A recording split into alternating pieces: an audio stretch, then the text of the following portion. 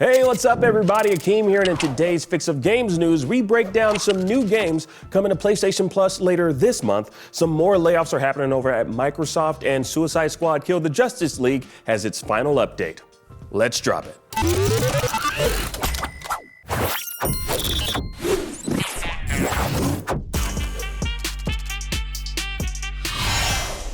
All right, now we've got 11 new games coming to the PS Plus Games Catalog on January 21st. Now, the big one here is God of War Ragnarok, which hit PS4 and PS5 back in 2022. If you slept on it back then, it's definitely worth checking out now.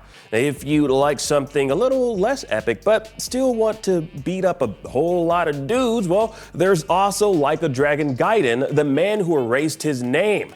Now, this was released in 2023 and acts as a prologue setting up the events of last year's Like a Dragon Infinite Wealth. Now, that's also on PS4 and PS5. And if you want something a little more next gen, well, Atlas Fallen, Reign of Sand is a PS5 exclusive open world action RPG from the studio behind the Surge games and the original Lords of the Fallen. Now, other highlights include SD Gundam Battle Alliance for all the mech lovers out there, the 2022 role-playing game Citizen Sleeper, Sayonara Wild Hearts, Poker Club, Orcs Must Die 3, and I know, Mutation M. PlayStation Plus Premium subscribers get a couple of extra games. There's Indiana Jones and the Staff of Kings, originally released on PS2 back in 2009, which is a nice way to kill some time until the Great Circle makes its way onto the PS5. And finally, there's a PS1 game deserving of a comeback of its own, Medieval 2. PS Plus Extra and Premium subscribers can keep an eye out on these titles Tuesday, the 21st. In not so fun news, Microsoft announced some layoffs happening in its gaming, security, and sales division. A Microsoft spokesperson said the layoffs will only affect a small number of staff, but gave no specific information on how many folks are losing their jobs. Now, just in case you think this is old news, let me just specify that this is a separate report from the reports of Microsoft layoffs that occurred last week.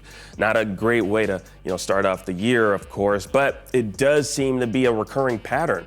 As you might remember, Microsoft laid off 1,900 employees at the beginning of 2024, just after the Activision Blizzard acquisition, and then went further in September by letting go 640 employees. Now, these types of stories are never fun to report on, but we make these reports to shine a light on the current state of the games and entertainment industry, everything that's happening in our industry. And also, to send best wishes to those affected by the layoffs in the hopes that they land on their feet somewhere else real soon. And finally, Suicide Squad Kill the Justice League has wrapped up its story with its final content update. Now, Episode 8, Balance, is now live with a few cosmetics as well as a new mission that'll see the Suicide Squad going up against, yet again, you guessed it, Brainiac. Yeah, for one final time though, yes. And the official canon ending to this catastrophe of a game is as silly as the entire game has been since its launch. If you don't want to get spoiled on it though, on the ending of Suicide Squad Kill the Justice League, you might want to jump ship now. So, at the end of this game, it turns out that the Justice League who the squad faced were nothing more than clones. Yes, they were clones, the oldest and most cliche ploy in the book that we've seen in soap operas for decades is how Rocksteady is wrapping this story up. But what this means is that the Arkhamverse Batman is still alive, and the one initially killed off that caused quite the stir on the internet was nothing more than a clone. Now, Wonder Woman, however, is actually dead in this universe, killed by the Superman clone. Moving on, the squad get the Penguin, Baby Poison Ivy, and company to deactivate those detonators in the back of their necks, hop on a spaceship to go on adventures as a team to do whatever Suicide Squads do. I don't know. Now, the game was a critical and commercial flop at launch, and somehow I don't think this grand finale will win anyone over. As for the base game, with this new update, you'll be able to play it offline. Yes, there's an offline mode. Now, this includes the story campaign and access to all the seasonal content that's available. I guess that's it for the Suicide Squad Kill the Justice League's roadmap. And that was your Daily Fix. I'm Akeem Watson, and thank you so much for watching.